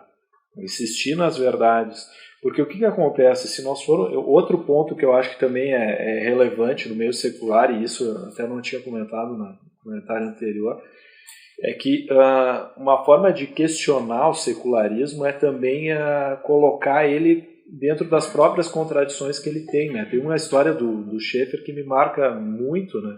Que é ele discutindo com um recém-casado, né? Não sei se muitos de vocês já devem ter ouvido, né? O sujeito estava na lua de mel lá de um barco e era ateísta, né? E o Schaeffer lá tentando discutir, e se interessou, queria conversar com o Schaeffer, queria converter o Schaeffer ao ateísmo. E aí estavam lá conversando e o Schaeffer, né, perguntando para ele, tá, mas tu acredita nisso mesmo? Tudo são reações químicas, enfim, e a pessoa é um conjunto dessas reações, tá? Eu acredito. Então quer dizer que quando tu olha para tua esposa, recém-casado, tu está vendo só um conjunto de reações químicas, tu não está vendo uma pessoa, é só um conjunto de reações químicas. Então confrontou a pessoa com as consequências daquilo que ela está acreditando. Isso também é uma forma de denunciar, assim, quer dizer que então a consequência do que tu acredita é isso. Não existe uma noção de pessoa que não tem fundamento para a dignidade, enfim. Onde é que está o fundamento disso? Isso no meio secular. Dentro da igreja, acho que tem que investir mesmo em formação, né? A gente tem que discutir dentro da igreja, tem que fazer leitura, estudo, enfim. Acho que isso aqui está faltando um pouco também, né? Obrigado pela tua exposição, né? Eu só quero contribuir sim, para contextualizar sobre o escotismo, porque eu faço parte do movimento escoteiro e eu sei que eles não tem essa questão assim, eles não são abertos totalmente ao homossexualismo e tal, e a fé em Deus. Porque o escotismo nasceu em 1907 na Inglaterra, por Baden-Powell, que ele era general de exército, e também o pai dele era pastor anglicano. Então, o escotismo também está baseado na palavra de Deus, sim, de certa forma, com os 3 deveres, que é falar com Deus, a pátria e ao próximo. E aqui no Brasil tem a UEB, que é a União dos Escritores do Brasil, e desde 2010 eu participei de uma reunião com eles, e eles disseram que realmente, que naquela época não era permitido ter chefe ateu, assim, porque e todo sábado tem as reuniões, tem as cerimônias, sempre é feita uma oração. Né? Então, por isso que o escotismo, sim, tem a fé em Deus e também a questão do homossexualismo. E pegando o gancho da colocação do amigo ali, né, sobre verdade, sim, eu indico estudar um filósofo também chamado Kierkegaard. Ele é um filósofo dinamarquês, que ele era cristão, né, e na época dele, ele criticava muito o protestantismo, né? Na época, por não seguir muito bem a palavra. Assim. E dele fala muito dessa questão assim, da subjetividade, que até alguns contradizem, assim, tipo, ele dizia que não há verdade na subjetividade, né? Então, tem vários... Então, eu digo assim, um filósofo para estudar realmente, para poder defender a fé, para defender a verdade, né? O Kierkegaard é uma figura que dentro do contexto de Labrie se estuda também muito. O Schaeffer criticou um pouco o trabalho do Kierkegaard, né, dentro de uma perspectiva ali que o Kierkegaard defendia aquela ideia do salto, né, que a fé seria um processo os três. Eu não li muito sobre o Kierkegaard, então também não posso falar muito, mas o pouco que eu entendi assim da leitura que os outros fizeram, né, que nós passaríamos por teríamos três estágios, né, estágio estético, estágio ético e o religioso, né, que seria o ápice. Para chegar no estágio religioso, então nós precisaríamos de um salto irracional, né, e a discussão que o Schaeffer tem com ele é nesse ponto, né, a crítica que o Schaeffer faz, que ele abriu esse espaço na teologia para uma ideia de salto, né, para algo que vai além. Não sei se alguém mais estudou o que ele conhece bem, o que ele pode falar mais sobre isso, mas para oportunizar aí.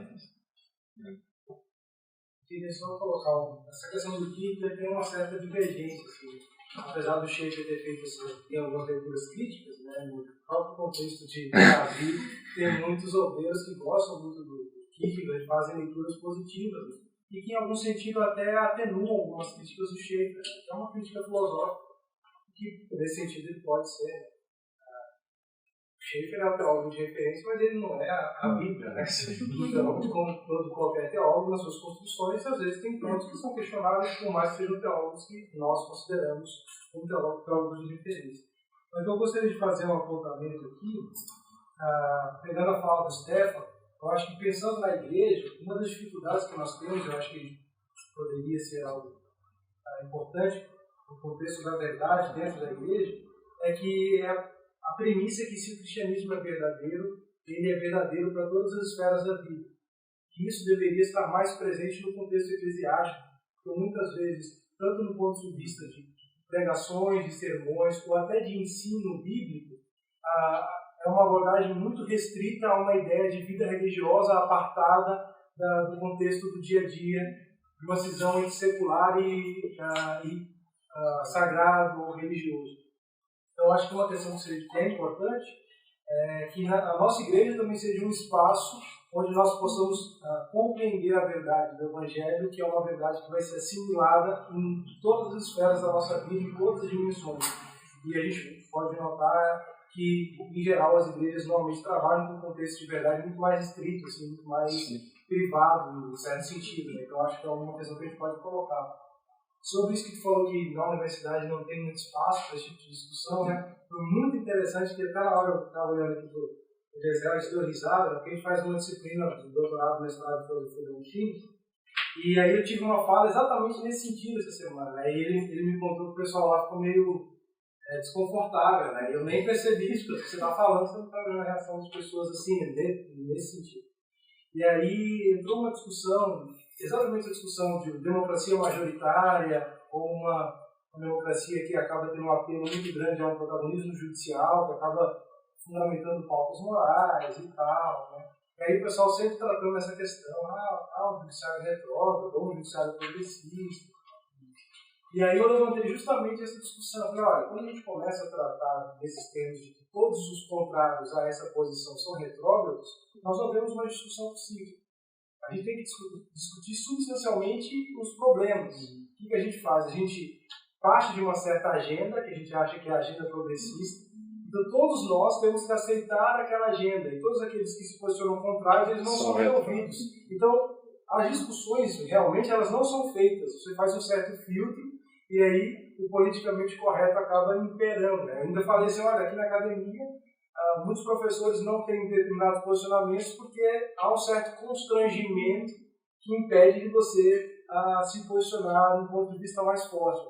E aí o pessoal ficou meio desconfortável com essa situação, porque normalmente parte de um ponto de vista como se uma concepção secular fosse uma concepção que estivesse fora de qualquer tipo de discussão. Então, eu acho que isso é um ponto interessante que a gente, de alguma forma, a gente procura fazer no ambiente universitário também, quando tem oportunidade, e aí as pessoas meio que se assustam, realmente, né, que é entender que o ponto secular, ou a perspectiva secular, é uma perspectiva também de verdade, e não um ponto que está fora das discussões de verdade e que pudesse julgar de fora essas discussões. Eu acho que isso que tu colocaste é muito importante. A agenda secular é uma agenda também que tem um fundo de verdade muito forte, que procura sustentar isso e se torna até intolerante.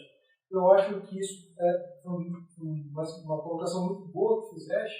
E para finalizar, eu me lembro dos transcendentais gregos, que é o verdadeiro, o belo e o bom, que de alguma forma constitui sempre a dimensão humana, né? Sempre a gente procura saber o que é verdade, o que é belo, o que é bonito e aquilo que é moral, o que é correto, o que é bom.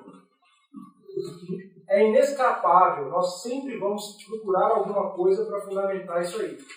Quando a gente não faz isso a partir de um consenso cristão, a agenda secular ela vai ditar o que é verdadeiro, o que é belo, o que é bom. Por que a gente tem, por exemplo, todo um texto de desconstrução nas artes? Que antigamente a gente olhava uma obra de arte e falava, isso é uma obra de arte. Hoje eu pego um sanitário, coloco no museu, ou então eu pego fizeram até uma pegadinha, pegaram um óculos no Museu de Arte Moderna, colocaram o óculos assim no chão e deixaram. Depois de meia hora, estava todo mundo tirando foto, assim, que lindo esse óculos, nossa, que sacada, sabe? Então, tipo assim, a agenda secular, ela cria também uma ideia de verdade, uma ideia de beleza, um conceito estético, e também uma ideia de moralidade, né? Nem que seja uma moralidade de tipo, você faz as coisas a partir de você mesmo, você diz o que é certo e o que é errado. Ótimo, você tem um critério que a partir desse você julga a realidade. Então eu acho bem interessante.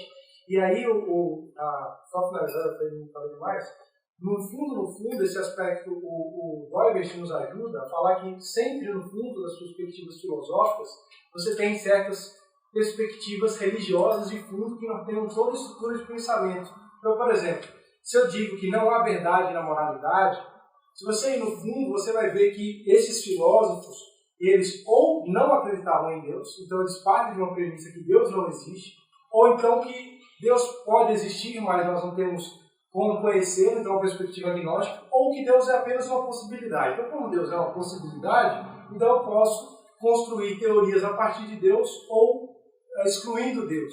Então, não há escapatória em relação a isso. Então, mesmo a agenda secular, ela tem pressupostos religiosos muito fortes no fundo, e que esses pressupostos muitas vezes não estão escancarados.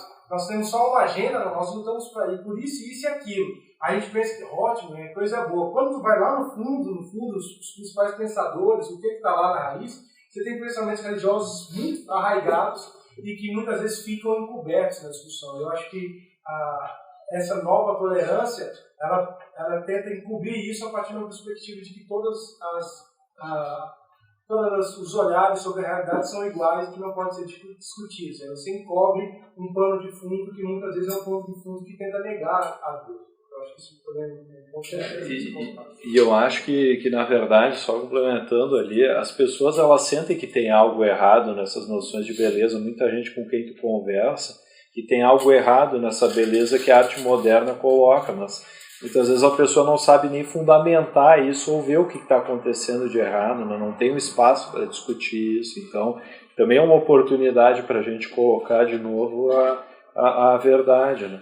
Outro ponto que eu acho interessante também na tua questão da academia, até o Carlson comenta aqui, só eu esqueci até de trazer, né, que ele coloca que dentro da área das exatas a noção de verdade ela continua um pouco mais firme, né, porque o que acontece construir um prédio lá, eu tenho todo um critério para calcular, enfim, eu não posso fugir muito daquilo, né, o maior problema mesmo acabou ficando na área de humanas. E dentro da igreja, ainda também para complementar, eu acho que a gente tem dois problemas dentro da igreja, né? Eu acho que colocou muito bem um e o Stefan tinha colocado um outro. Um deles é a igreja que está se voltando para si mesma, a igreja que não se volta para fora e que fica dentro da esfera privada. Mas eu acho que tem um problema também da igreja que é o que o Stefan estava colocando naquela linha, que é a igreja no sentido de uma igreja que está se dissociando da verdade dentro dela mesma, né? Dentro da própria igreja mesmo, não é nem que dentro dela ela cuida da verdade, não cuida fora. Dentro dela ela está perdendo a noção de verdade. Esse eu acho que é o problema mais grave ainda e que é o maior desafio. Vai defender o Kierkegaard? Não, me contigo. Uma consideração aqui, na verdade, como que eles falaram a respeito da dificuldade de identificar os pressupostos do secularismo, né? Porque a contradição é tão grande, né, dessa dita verdade secularista, só que pouca gente percebe essa contradição gigante escancarada, assim, né? Então, dois pequenos exemplos de contradições gigantes, assim, que foram pouco percebidas, eu acho, assim, talvez pelo meio cristão. Assim. o Platina que fala sobre essa impossibilidade, né, da neutralidade, né, que ele é cristão, né, mas ele ia dar uma palestra numa Universidade Federal apenas sobre essa visão filosófica de impossibilidade da neutralidade, né, e ele não pode fazer isso, ele teve um grande problema, assim, né, então, assim, a contradição imensa disso é, bom, nós somos tolerantes, só que nós não aceitamos um filósofo que é cristão, que vem falar sobre neutralidade, mas nós estamos sendo neutros. Como assim? Né? Assim, então, essa é uma coisa, eu acho que é escancarado, né? Então, um outro exemplo é estava organizado na USP a primeira edição do Faraday Kuiper, né? Que agora surgiu a BC2, né? Estão nas ciências e tal. A USP aceitou esse evento, que eram cristãos cristãos de todas as áreas, conversando sobre a ponte, o diálogo, ciência e fé, ciência e religião. Inclusive o Instituto Verde, lá da Cambridge, que é um instituto dentro da universidade, assim, reconhecido internacionalmente. A USP, como universidade neutra, não aceitou, porque iam ter cristãos conversando sobre a plausibilidade desse diálogo entre fé e ciência. Então, assim, nós somos tolerantes, mas nós não toleramos vocês. Vocês não. É uma tolerância seletiva. Nós dialogamos com todos porque devemos, mas esse diálogo do cristianismo com a academia não funciona. Assim. Então, são coisas tão escancaradas que eu acho que caem nessa falta primeiro, de identificação da cosmovisão cristã, né? Tipo, o que é uma cosmovisão cristã, o que é o cristianismo todo, né? Como o Kuiper diz, assim. E essa questão de enxergar, bom, a teologia não é só para acadêmicos, né? A teologia é para todos nós. Então, eu escutei muitas vezes pessoas falando, bom, eu não gosto de teologia porque eu acho muito acadêmico, eu acho muito intelectual, assim. Mas aí cai no discurso, na falácia secularista, por causa do sentimentalismo. Porque a falácia secularista é essa que fala assim, bom, eu estou acima de todas as coisas, ela só ganha esse discurso pelo sentimentalismo. Ela convence, ela coage as pessoas por causa do discurso sentimentalista, a pessoa acaba sendo oprimida por esse discurso e por falta de embasamento teológico e de conhecimento da cosmovisão cristã, ele é acuado, e não sabe enxergar, não consegue enxergar essas contradições gritantes, assim. Então, assim, nossa, a gente tem mesmo de investir com amor, assim, até nas conversas do dia a dia, assim, bom, qual que é o embasamento teológico que a gente precisa ter para o nosso dia a dia, né? Essa é a importância da formação, eu acho mesmo.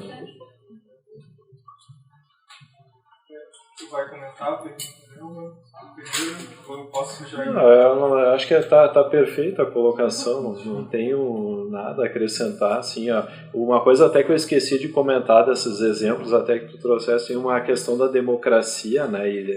E aí ele coloca aqui um questionamento que, ao mesmo tempo que os Estados Unidos está muito preocupado com a democracia no Oriente Médio, dentro dos Estados Unidos eles estão delegando cada vez mais poder para esses órgãos técnicos, né?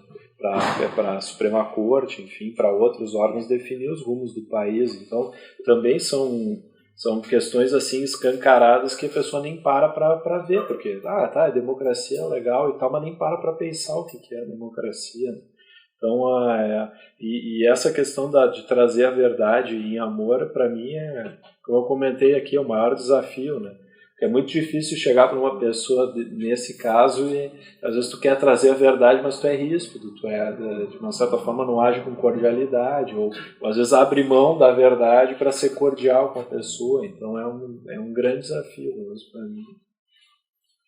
Pessoal, alguém tem alguma última Ele tem uma colocação? De repente eu só dar uma olhada, porque essa exposição fala muito ao meu contexto. E assim, eu sou aluno de teologia, né? Eu estudo aqui na Escola Superior de Teologia, no Ensino Público, e eu sempre me impressionei como aluno da teologia, como pessoas, mesmo sem nenhum ou pouco treinamento filosófico ou teológico, são capazes de fazer perguntas, questionamentos que às vezes elas sequer conseguem imaginar o grau de dificuldade em que essas perguntas se encontram. Ela falava justamente da teologia para todos, né? O fato de que alguém não estude teologia não significa que essa pessoa não terá opiniões sobre Deus, né? Não será um teólogo no sentido de alguém que tem uma opinião, alguém que pensa algo sobre Deus, né? Mas talvez a diferença, né, de um estudante, ou de um doutor em teologia, né, para uma pessoa que nunca, né, se deparou com esse tipo de conhecimento, é justamente o fato de que o teólogo, ele sabe que é impossível essa neutralidade.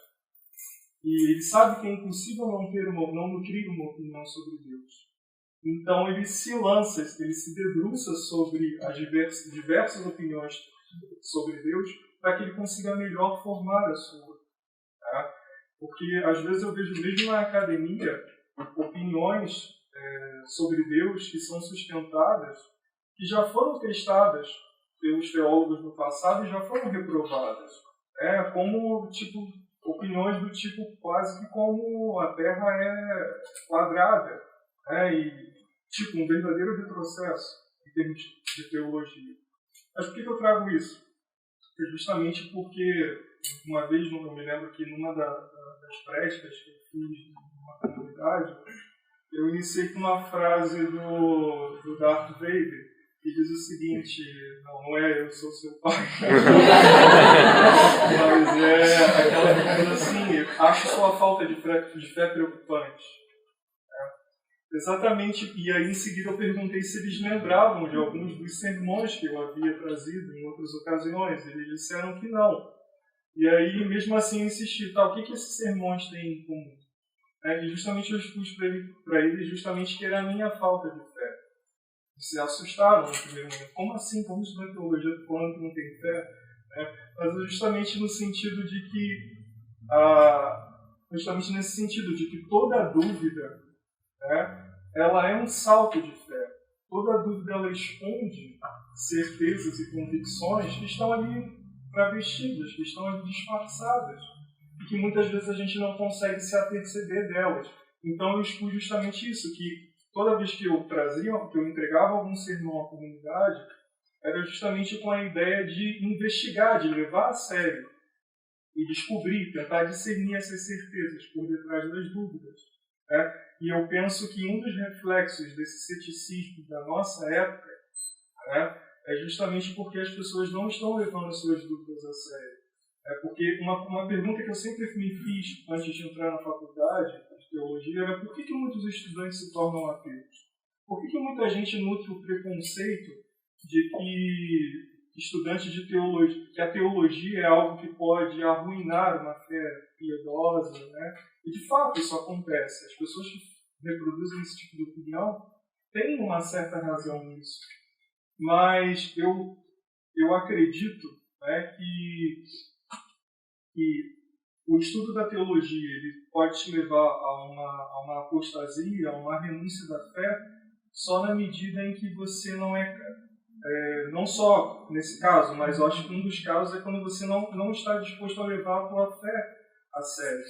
E eu percebo que as pessoas comuns também, elas parece que estão muito contentes e indiferentes para levarem a sua dúvida a sério. E muitas vezes elas até não querem levar a dúvida a sério, justamente porque e assumem uma postura anti-intelectual, justamente porque elas acham que fé e dúvida não combinam, que são dois polos extremos. Quando, na verdade, se a gente fosse basear no Evangelho, o sinal de uma fé madura é justamente uma fé que encara as suas dúvidas. Por isso que Jesus nos fala, ama o Senhor teu Deus de todo o teu coração e com toda a tua mente, com todo o teu intelecto, levando as tuas dúvidas a sério. O problema é que essa promessa, apesar de ela não nos garante que teremos todas as respostas, e muitos levam a dúvida a sério, mas uma vez que eles não conseguem encontrar uma resposta, eles se esquecem que eles precisam amar com todo o coração, ao invés de só com o intelecto. Então, acho que é como a gente encoraja as pessoas da nossa comunidade, enfim, da igreja, a levarem essas dúvidas a sério e descobrir essas certezas por detrás dessa falta de fé. É uma pergunta difícil para responder, né? Porque a questão da prática, eu acho que nem eu estava comentando antes, eu acho que a própria formação, incentivo à formação, é uma forma de levar essas dúvidas mais a sério. E a própria leitura e estudo da palavra nos fornece vários caminhos, né? Eu estava até, semana passada a gente estava fazendo um estudo lá e eu fiz um estudo sobre a anunciação a Maria, né? E um dos primeiros pontos é que na anunciação a Maria tem uma dúvida, né? Ela manifesta essa dúvida, ela tem uma resposta e ela cria, né, a convicção dela, cria a fé dela, dá uma resposta de fé uma resposta que a gente dificilmente vê assim nos evangelhos, né? Então começou com uma dúvida, né? Ela manifestou essa dúvida, teve uma resposta, né? E a resposta que talvez hoje a gente conhece muito bem, né, que para Deus nada é impossível, né? Não é que eu vou conceber sem ter conhecido homem nenhum, mas para Deus nada é impossível. Essa frase que está lá, que é a resposta para Maria, então uma resposta de uma dúvida que gerou uma semente de fé que alimenta muita gente hoje, uma frase dessa. Acho que o estudo da palavra, a formação, pode ser um caminho aí. Com certeza não vai resolver, como tu bem colocaste, né? Para muitas pessoas isso vai escancarar problemas que já existem, vai abrir rachaduras e vai levar pessoas até a aparentemente largar a fé, mas na verdade ela nunca teve a fé verdadeira, enfim. Bom, pessoal, falar. Eu sou teólogo presbiteriano de orientação calvinista, trabalho aqui no Rio Grande do Sul há cerca de 15 anos. É interessante, a segunda vez que eu estou aqui, e legal ver quando alguém fala que é calvinista, né? Mas não sou tão radical. Só que o calvinismo está na moda, né? Agora com os pregadores. Ela congrega, né? Mas, assim, eu vou por um ponto prático da coisa. Diante de uma cultura colonialista, no ponto histórico e cultural, e no ponto atual, alienalista, religiosa, fica difícil a gente trazer uma boa resposta como ele falou aqui. Hoje, fé é naquilo que o maluco fala muitas vezes. Ou, quando você põe a verdade, a intolerância toma lugar da fé. Estou falando de vida de pastor, sou pastor. Entendeu? E a gente precisa pensar muito em duas coisas que você colocou: a existência do mal e a existência do pecado. Não como medo, mas como responsabilidade humana que Deus nos dá. Isso falta muito no mundo. E a gente acaba sendo taxado como nós, às vezes, como intolerantes, mas nós temos um dever de ser o sentinela. Então, a gente precisa partir desse pressuposto. Eu tenho pensado muito. Jonas, meu vizinho, já conversei algumas coisas com ele, tem a visão cultural, social e antropológica da igreja hoje. A gente precisa também enfatizar muito isso. A teologia tem que dar uma olhada muito séria nesse ponto. Eu gosto muito de Abraham Kuyper, quando ele tenta interpretar Calvino, ele fala perfeitamente isso. E todos os ambientes da sociedade. Eu me sinto um pastor totalmente cristão, mas também totalmente secularizado, sem problema nenhum.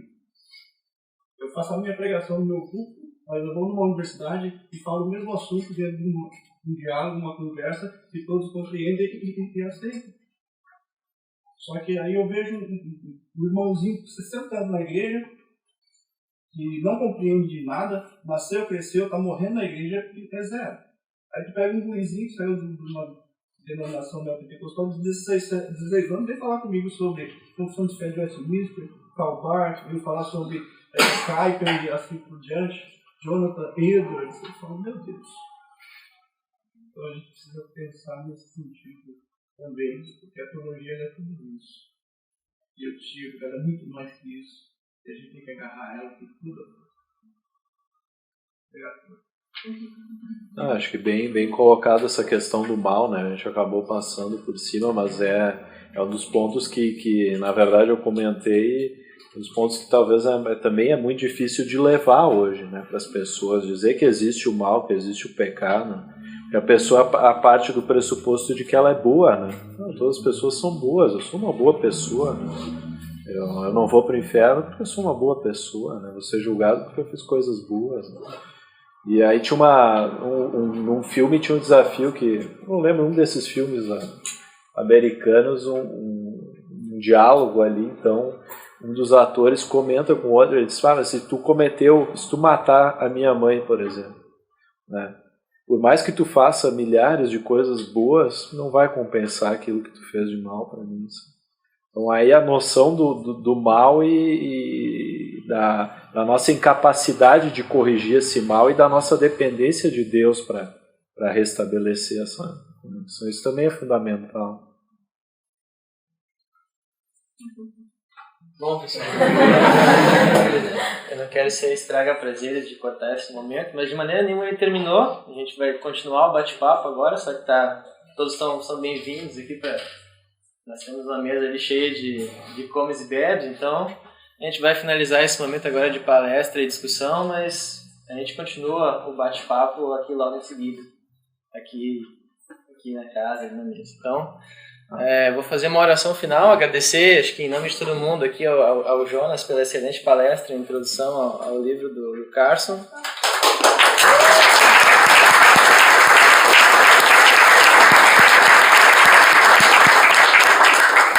Vou fazer uma oração de agradecimento. Então. Pai, obrigado por esse momento aqui, acho que todos nós saímos daqui edificados, ó Deus. A gente te agradece muito por isso, ó Deus.